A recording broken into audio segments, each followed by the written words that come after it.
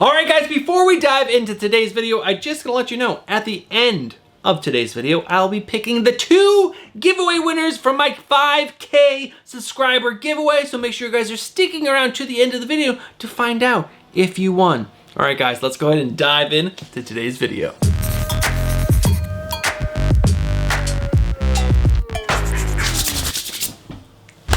What is going on, comic book fans? Welcome back to the channel, and yes, it's time for another Wednesday pull list, which is your hype video for this week's new comic book day, and this week's new comic book day is May 29th of 2025.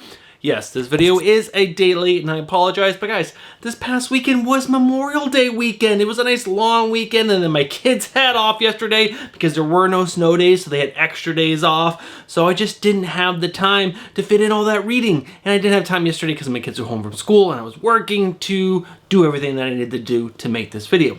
But I did prep for it. I got it all done so that way I can make this video for you guys today. And if you did not know about this video series because you're new to the channel, let me just give you a short, quick rundown. This is your one and only hype video that you need for this week's new comic book day. I go over all the coolest covers coming out this week, the top 3 books that I think you should be reading based on the previous issues that I just read yesterday, and then I go over the not top 3, but the books you gotta see, which are the rest of the books on my pull list, kind of giving you a lay of the land for what I'm reading and letting you guys know if it's okay, it's good, or it's freaking great. And that is everything that we're going to talk about in today's video. So let's not waste any more time. Now that you know what's going on, let's go ahead and dive into a very exciting part of today's video, which is my cover number picks. In case you guys were wondering, yes, I did finally update the wall. It only took a month, but I got some really cool stuff up there. Hope you guys take a peek, enjoy. But guys, it's time for cover lover picks, and there are a bunch, like over 30, I believe. So let's dive into these. And the first one up is Batman issue number 160 with the cover C variant. This is done by Gabriel Del Otto. It is that connecting cover set. This is part 3. I believe there's 3 more parts, and it's gonna be freaking amazing. Next up is another cover for Batman issue number 160. This is the cover G variant. It's a 1:25 ratio variant. It's done by Ben Oliver, and it is freaking amazing. And next up is the final cover that I like for Batman issue number 160, and it is the Midtown Comics exclusive connecting cover set. This is the 3rd part of it. It's done by David Nakayama, and it has a fabulous rendition of Harley Quinn. All right, guys, next up is my favorite cover coming out this week. I might say that again later in the video, but as of right now, in this point of the list, Ultimate Spider-Man issue number 17, the variant cover in the 1:100 Virgin ratio variant done by Ivan Talavera, featuring Mary Jane on the cover, is something else. It is so good. So good. Like, you know, I like my booby covers and my big butt covers and on the sexy lady covers, but there's something about Mary Jane just dressed up as like a regular mom is really hot. Really good. Like that a lot. Moving on. Next up, Absolute Wonder Woman issue number 8 with the cover B variant in the cover E, which is a 1:50 Virgin ratio variant done by Stephanie Hans. Freaking awesome. After that, I think this should have been the 1:25. The 1:25 is not good at all, but this is the cover C variant for Absolute Wonder Woman issue number 8. This is done by Sanford Green, and how awesome is this? This is so good. I like the face that she's giving us. It is just like, I am an absolute badass and I just beat the crap out of all these demons. Got them wrapped up in my lasso. No big deal. Freaking dope. After that, Absolute Martian Manhunter issue number 3 with the cover C variant done by Dan Panozin. So good. If you're reading this book, this is just like perfect. It's like a perfect rendition of what's happening in here. It's so good. After that, Absolute Martian Manhunter issue number 3 with the cover E variant, which is a 1:50 ratio variant. Not a Virgin ratio variant. It's also not a version of a different cover. This is its own cover, which is awesome. More Marvel and DC books need to do like high ratio covers that are just not a version of another cover. And this is not. This is original art, and it's freaking awesome. It's done by Sean Crystal, and it has like the Martian Manhunter laying on top of the guy's brain, and it's like kind of like not controlling him, but he's there inside of him. So cool. After that, Superman issue number 26 with the cover B variant done by Derek Chu. I don't love this. but I don't hate this. It's like right in the middle. And I know some of you guys love Derek Chu, so let's go ahead and share it with you because, again, I don't hate it, but I don't love it. So where does it go? It goes on the list. Next up, Superman issue number 26 with the cover D variant done by Mark Aspinall. I don't know. It's just something about this cover that I like a lot. I didn't pre-order it. I'm not going to pick it up, but it is really cool art because, you know, I don't need 9 covers of Superman issue number 26. I picked my favorite. I forget which one it was, but it's probably cover A. But this one is still really, really good. After that, Green Arrow issue number 24 with the cover A variant done by Torrin Clark. This cover is just badass. It means a lot more if you're reading the book. This book is stellar, especially this last story arc is absolutely incredible. And yeah, it says a lot about what's happening in this book. It's moving. I love it. Next up, Green Arrow issue number 24 with the cover B variant done by Leslie Lyrics Lee. Just a great rendition of Oliver. So good. After that, Green Lantern issue number 23 with the cover C variant done by Mark Spears. It's the middle finger variant, which I did not know until I shared this on my FOC video. And now that it's back, I'm gonna let you guys know. Someone in the comments pointed out that it is on his middle finger and it is giving a big green light like he is flipping us off, which is pretty hilarious. Next up, Void Rivals issue number 19 with the cover D variant, which is a 1:25 ratio variant done by Eric Conte. And this cover is so cool because it has one of my favorite characters from the Transformers movie. It is Wreck-Gar from the Junkions. It is so cool. At least I believe that is the character that I'm thinking of. Maybe I'm forgetting because I haven't watched that movie in a bunch of years, but still, this is such a great cover. After that, Magic issue number 5 with the Magic variant in the 1/100 Virgin ratio variant done by Leslie Lyrics Lee. Another just banger cover. Not all Magic covers need to be sexed up, sexy time. This is just awesome. She's in her demon form and she looks freaking amazing. After that, The Flash issue number 21 with the cover B variant done by David Padator. Just awesome. I love the energy in this cover. So good. After that, if you listen to Doc Comics in the Discord, if you haven't joined the Discord, what are you doing? Go join the Discord. But he loves this cover and I love it too. I like the Ivan Talavera Ultimate Spider-Man issue number 17 better, but he swears this is the better cover. This is Daredevil Cold Day in Hell issue number 2 with the variant in the 1/100 Virgin ratio variant done by Gabriel Del Otto. Yes, it is fantastic, Doc, but the Ivan Talavera is better. Next up, G.I. Joe issue number 7 with the exclusive coming from 616 Comics. This is a Virgin in a Virgin foil, and it's also done by Ivan Talavera, and I believe this is supposed to be the Baroness, and she looks quite nice.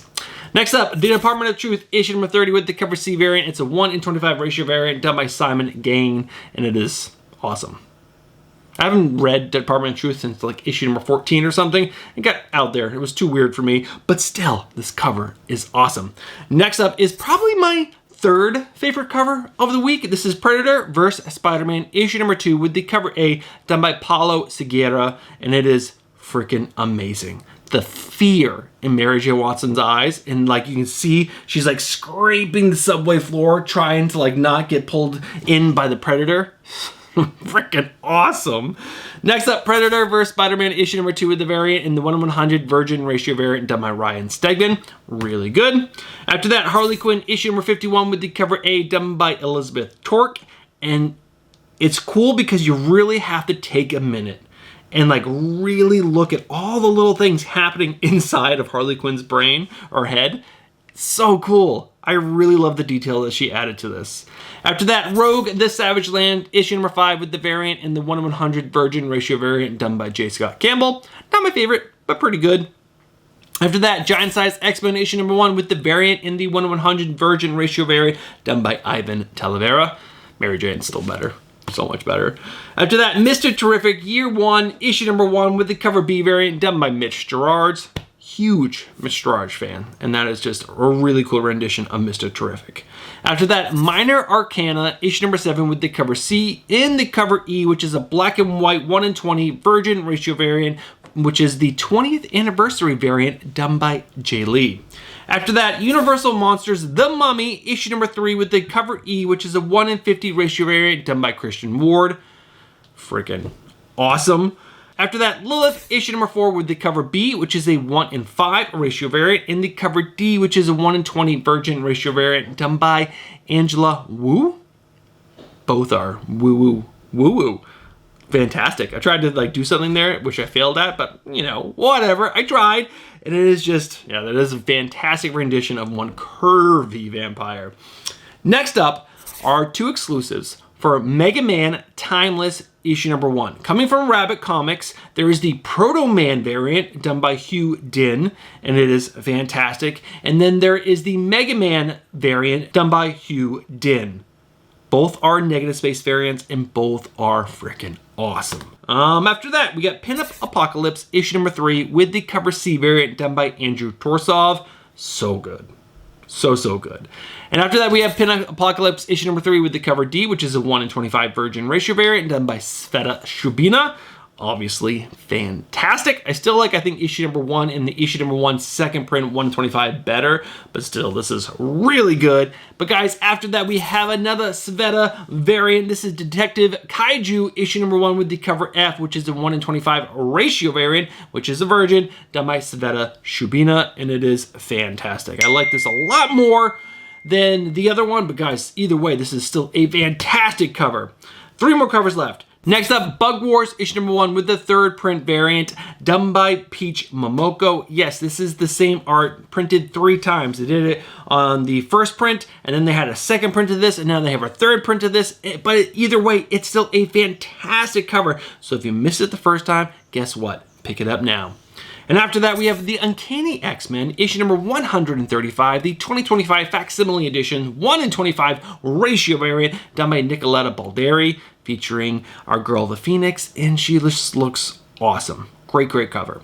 And finally, we have We're Taking Everyone Down With Us, issue number 2, with the 2nd print 1:10 ratio variant, done by Dan May. Now, this is not like amazing artwork, but it's gonna be rare. It's gonna be hard to get, and if you're really enjoying this series, why not try to find this 2nd print 1:10 for a small indie title? That's pretty stinking cool that they did that. And I like the cover. If you're reading the book, you get this, it's awesome.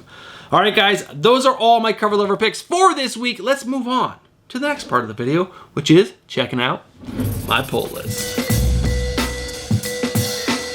All right, guys, this is that point in the video where I'm gonna stop for just a brief moment and say, hey, if you guys are enjoying today's video and you would like to support the channel, the best thing that you guys can do is smash that like button. I would truly appreciate it if you could. Now, with that said, let's go ahead and move right over to the top 3 book that I think you should be picking up this week, because like I said, the previous issue was so good. All right, guys, a little bit of a spoiler for the next 3 books. Guess what? The top 3 books this week are all coming from one publisher, and that publisher is Marvel Comics, which is a complete shocker to me because I think they're putting out the worst books from the top 3 publishers, Marvel, DC, and Image Comics. But guys, the top 3 books this week are all Marvel, and these are really good reads. And the number 3 book this week is X-Men issue number 15. I am so excited to read this. This is coming from the writer of Gail Simone and has art by David Marquez. And Gail Simone has done a fantastic job of writing a good X-Men book. I've read every single relaunch of all the X-Men titles, and this is the only one that I've stuck around for the whole entire thing. It is engaging. They got a group of 4 new mutants in it. Each character is a little broken, and they have issues, and that means there's story for them to be built up, and you get to learn about them and their faults, and then like the team gets to work together and like, you know, figure out how to be a core and, you know, just trust each other, and it's so good. We also got a great core of the main X-Men, and we get Rogue, Gambit, Jubilee, Nightcrawler, Wolverine. Fantastic choice right there. They're all working together to, like, you know, foster these children, to build them on a foster, to teach these children. There to be actual teachers to them, and it's really good. I'm not lying to you guys. This is probably one of the best X-Men series I've read in like the last 15 years. No, maybe that's too long. 10 years.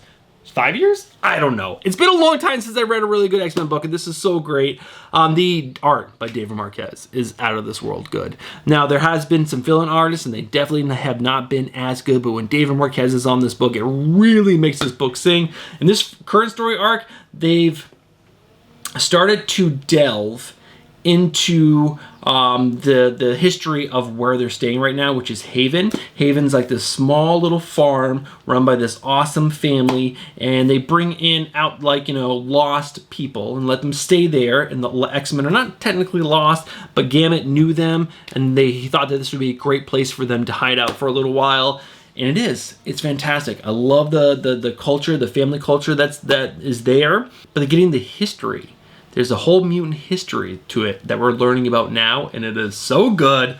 And yeah, this is just a fantastic book. Make sure you guys are reading it. Get caught up. Yes, it is. You will have to read 14 issues to get caught up, but it will not disappoint you. All right, guys, that is the number 3 book. I hope you guys check this book out if you are not already. If you are reading it and you are enjoying it, let me know down in the comments below. If you're not enjoying it, please let me know why you're not enjoying it, because I'm be very curious why you're not, because I think this is absolutely fantastic. But guys, let's move on. I'm babbling at this point.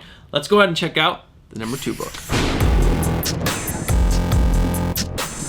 Yeah, we all knew this book was gonna be on the list. It's Ultimate Spider-Man issue number 17. This has been, hands down, one of the best Marvel comics coming out in the last bunch of years. It's so good. It got everyone so hyped when it first came out, and then not a lot of people are talking about it at this point, which is really crazy to me, because I think this book is so good.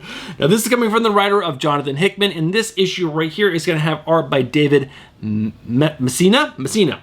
And yeah, what a ride issue number 16 was. How do I talk about this and get you guys excited without not spoiling so many things? So we get the origin story for the Ultimate Mysterio in this past issue. Now, there is a character that's been a side character so far to one of the characters in this book. How do I not tell you? All right, I'm just gonna have to talk to you guys about this. So, spoiler, moving forward, I'm gonna talk about some things that if you are not reading the series, I will totally spoil it for you. So if you don't wanna hear that, just jump ahead to the number 1 book this week. If not, stick around and let me tell you about it. So, the origin story for Mysterio was Gwen Stacy's father.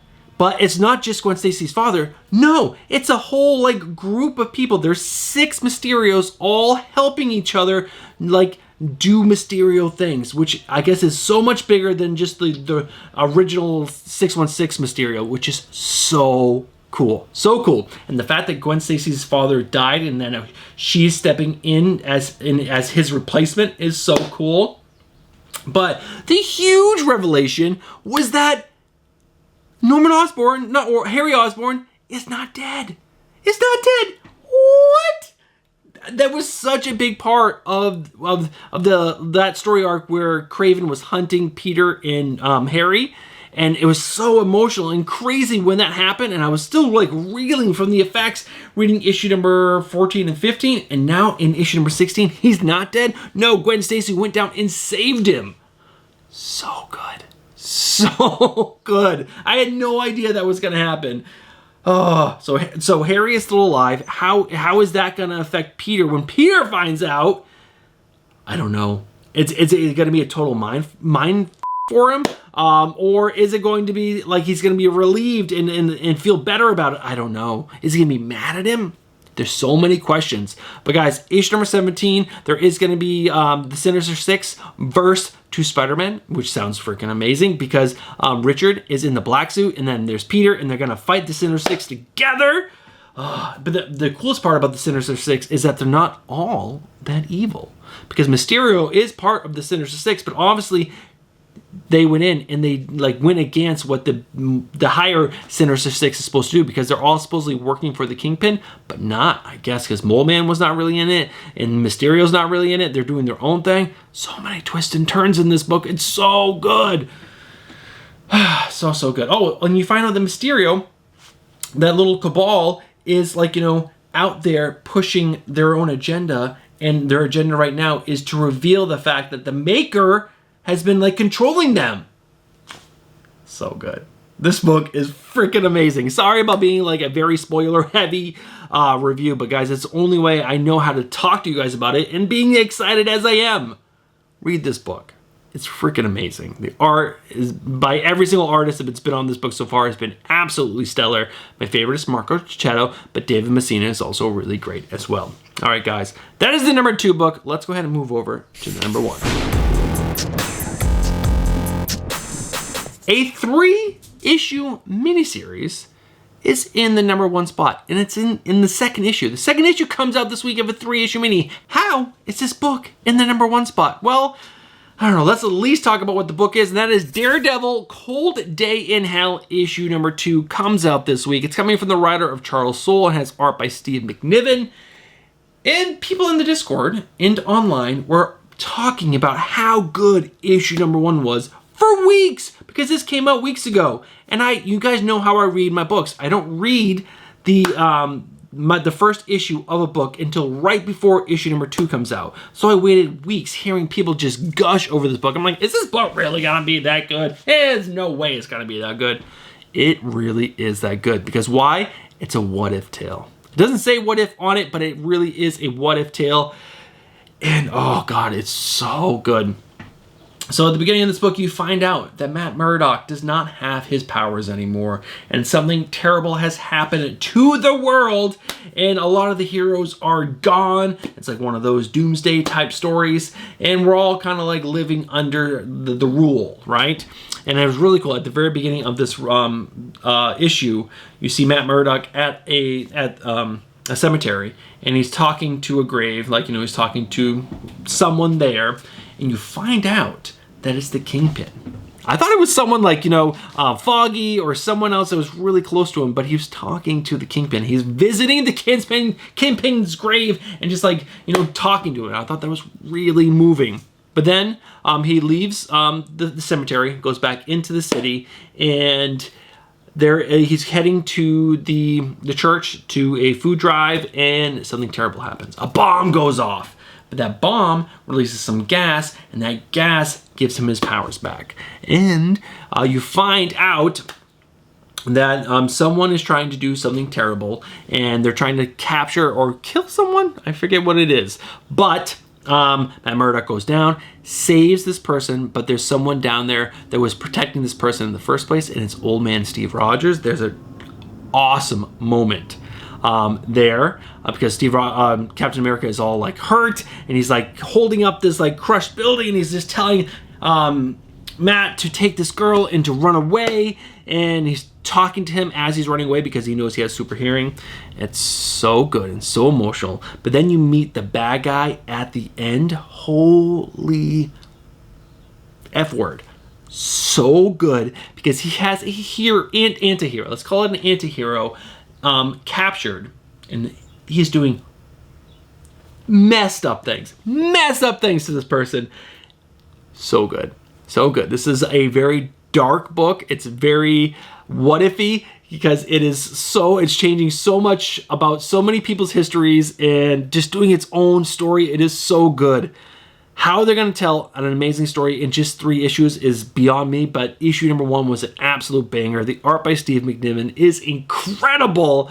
I am all in on this book. I'm so excited to read the next 2 issues, and it's a banger. And that Del Auto for this issue right here is so good. I'm just getting the trade dress. I can't afford that 1 in 100, but guys, read this book. Seriously, if you're into what if, what else tales like I am, you are going to love this. All right, guys, that is the number 1 book, but guys, we still got to cover the rest of the books on my pull list in the not top 3, but the books you gotta see. All right, guys, huge list this week, so I'm gonna try to keep this as short as possible. Let's dive right in. There are 4 categories: the did not read, the okay, the good, the great. The okay are books that I cannot suggest that you guys pick up because they weren't that good. The good, these are solid comic books. You should check these out, but they're not the best. And then there's the great. These are great comic books, and I highly suggest you pick them up. They almost made the top 3 list. They just didn't have the little extra to get there. So the did not read are Assorted Crisis Events. Issue number 3 comes out this week. I did not read issue number 2, but I did enjoy issue number 1. Crush Depth, issue number 3, coming from my best friend David Andre. I did not read issue number 2. just ran out of time. I'm so sorry, David, but this is a solid book and it's coming from a great writer. After that, Eddie Brock, Carnage, issue number 4. I did not read 2 or 3. I am really behind in this book, but again, I did really enjoy issue number 1. And then there's Pen Up Apocalypse, issue number 3. Yes, this mostly is a cover by, but I do want to read it. I want to at least give it a shot. So I am going to go back and read issue number 1 and 2, and hopefully before 3 comes out and before 4, but I want to give it a shot. There are no books on the okay, so let's go ahead and cover the good. The good! Avengers issue number 26, pretty good. Issue number 25, they're dealing still with the whole Doom event, but Captain America, Sam Wilson, gets hurt and he gets sent back up to the big city. I forgot what it's called. It's called something city. But you find out there is a group of evil people who come and take over the floating city in the sky, and it's left to Sam Wilson to, be Captain America and save the city. But the city is still able to be itself in this one robot and help Captain America, and it was pretty interesting. And the Masters of Evil that they chose are cool characters. After that, Batman issue number 160. I read issue number 159, and guys, this is such a huge disappointment. I was so excited for this. Jeff Loeb, Jim Lee, back on Batman, Telling Hush Volume 2, and it's weak sauce right now. It's not terrible, it's not great. So it's in the good. Next up, Deadpool and Wolverine issue number 5. This is just a fun book. Strife is back, which is like the clone of Cable, or Cable from another timeline that's kind of evil. But in this, he's kind of evil, but not. But he's doing something evil to achieve something. And then Wolverine and Deadpool are kind of like fighting against him. It's pretty good. It's just fun. The art is incredible in this. After that, Green Lantern issue number 23. After issue number 21 was bad, issue number 22 was great again. I shouldn't say great, but it was really good. I really enjoyed it. I was a little worried that this series was going to start to fall on its face, but it's written by Jeremy Adams. He's absolutely fantastic. Every writer is going to have a bad issue here and there, but Green Lantern, great, or good. After that, Gunslinger Spawn, issue number 43, just a solid series. Issue number 42 was really fun. After that, High Street, issue number 6, it was an origin story for one of the people on High Street, and it just wasn't that interesting. She was like this girl that worked out all the time, but she was really mean, and she made some girl have a heart attack in her class, and that's how she became one of the people basically on High Street. And how she kills people on the street is just kind of lame. I didn't really enjoy that, but you gotta have some lame characters to really make the really cool ones shine. But High Street issue number 5 was good, just not great. After that, Justice League issue number 7, we find out how this whole Inferno bad guy group is doing what they're doing in issue number 6. Kind of lame. I'm not gonna lie to you. I'm not gonna ruin it to you either.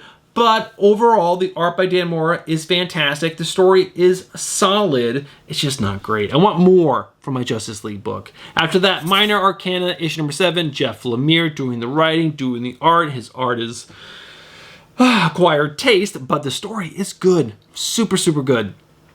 Issue number 6 was awesome. I think 5 and 6 were definitely the best issues of that run so far, and I'm excited to read issue number 7. Next up, Peacemaker presents Vigilante and Eagly double feature issue number 3. If you're just looking for a good time and a laugh, this book is for you. Awesome. It was really, really funny. After that, Predator vs. Spider-Man issue number 2. A nice treat. I thought this book was going to be hot garbage, but I picked up the 1 in 25 by Pepe Larraz, and I'm like, I already have it. I might as well read it.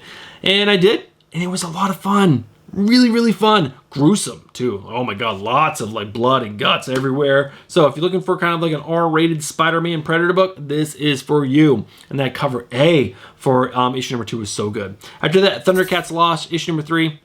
Good, fun series. And the art in this book is so much better than the main Thundercats book. I don't know why the main Thundercats book does not have a better writer, but I like this new group of Thundercats, and it also ties in to the Chitara miniseries, which was really interesting. I like that a lot. Next up, Void Rivals, issue number 19. Really good. You gotta be reading the series, guys. I've been talking about this for so long. It's had some highs, it's had not lows, but some mediums. This is one of those medium parts, but overall, this series is a must-read if you're taking part in the Energon universe. I'm taking it all in. After that, we have We're Taking Everyone Down With Us, issue number 3. Some guys in the Discord love this series. I think it's good, definitely solid. Matthew Rosenberg is telling a really interesting story. Issue number 2 was really, really fun, and I'm excited to see where this is going to go.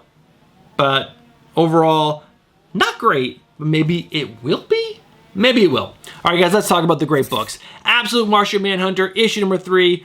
This book is written by Dennis Camp, and it is out there. Or is it Al Ewing? I can't remember. It's one of the two, but it's out there.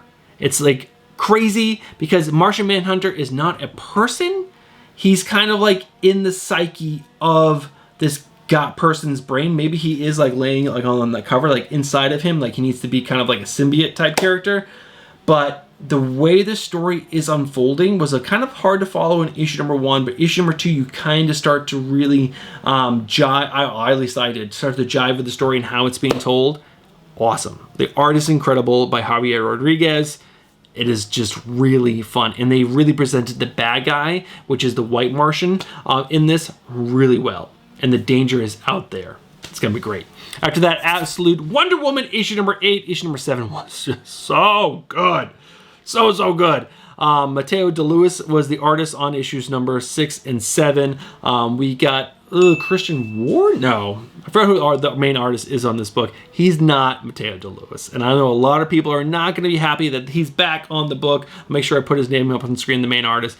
But guys, this book is freaking incredible. Make sure you're reading it. Next up, G.I. Joe, issue number 7. Issue number 6 was the best issue of G.I. Joe so far. Cobra Commander was freaking awesome in it. G.I. Joe was amazing. The twist at the end was so good. Really tied it back into the Energon universe. Banger book. Next up, Green Arrow, issue number 24. Yes, he's in the great, not the good, but mainly because this last story arc really just hit home where a company can do something so evil, which is just poisoning the water or building a community on land that they know is not suitable for human just to make money. And Oliver Queen was accidentally part of that. And these people, after their family members started dying, they rose up, they came together, and they wanted to fight back. And they started killing people, which obviously you shouldn't do. But that's basically what this story was about. So well told. Really hit home for me. I loved this story arc a lot. Last but not least, Superman, issue number 26. So good. So good. And it's mainly for one reason. The character of Lex Luthor has been something I've really enjoyed in this series. From the very first issue of Joshua Williamson's run, Lex Luthor was in jail, but doing his best to help Superman. And I knew it was all a play. I knew he was, like, doing it for his own gains. And he gave his company to Superman, and it became Supercorp. And it took 25 issues to get there, to find it out how he did that, or 24 issues because it started to tell the story at 24. But 25 finished off that tale of how he did it. And there is a moment in this book where Lex Luthor, the new Lex Luthor, who is this, like, a much better version, like an actual good person, Lex Luthor does something that goes over the edge too far, but it's not the normal evilness that he is. So good. He did it to save everyone, but he does something. It's too much for everyone. And the twist at the end, this book is so good. So good. All right, guys, that is the not top 3, but the books you're going to see a little tidbit of everything. I could talk about comic books forever, but I'm sure this video is already 30 minutes long. But I hope you guys enjoyed, and it's time to wrap this video up. All right, guys, we are at the end of today's video, and it is finally time to pick the 2 winners for my 5,000 subscriber giveaway. I got my comment picker loaded up right here, and I got my screen recording going right over there. I'm gonna hit play, and let's go ahead and find out who won these my giveaway. So I'm gonna go ahead and hit record right there. So I'm recording the screen, and there's this little thing right here. I just gotta click it. Who's gonna win? I don't know. Let's find out. Loading the comments, and the 2 winners are Bored Tom 4807 from 18 days ago. He said, love for comics started most with Todd McFarlane. In short sob story here. Growing up in a foster home and not having much of my own, being teased and all other things, comics were cheap and made me feel part of a secret club. I'd walk a mile to the store after school and 3 miles back home for one book when I could afford it. I joined in on conversations about comics and trade, books, and comic friends, mostly for McFarlane covers. Good times. That is a freaking awesome comment because he truly loves this hobby, and this hobby has helped him through things, and that's freaking amazing. And the other winner is Matt C486. I love that my dad used to take me to the local 7-Eleven after church every Sunday so we could get Slurpees and get some comics right off the racks. I said tracks, racks. That was over 45 years ago, and I'm still reading, collecting comics. I used to store them in a shoebox. What were bags and boards? My dad's not with us anymore, but I'll never forget those Sundays. Those Sundays sound freaking amazing. So, Board Tom 4807, slip into my DMs on Instagram. It's just Bruce and Stephanie on Instagram. I'll make sure it's up on screen. I'll make sure it's in the description down below so you can easily find it. Slip into our DMs. Let me know which of the 2 prizes you want. Do you want the ratio pack or do you want the covered lover pack? And then the one that you don't want will go to Matt C4086. So congratulations, Board Tom and Matt. And yeah, that's gonna do it for today's video. So we know the winners, and that is the end. So that means I can let everyone know. If you watch from the beginning all the way to this point in the video right now, you guys are legends. Now, if you guys look down and you're not subscribed to this channel and you enjoy comic content, I just gotta say, what are you doing? Get yourself subscribed, hit that bell for notifications, and smash that like button. All right, guys. That's going to do it for today's video. I'll be back on most likely Friday with my final order cutoff video. And you guys have yourself a great new comic day, a great week, and I'll catch you guys in the next one. Peace.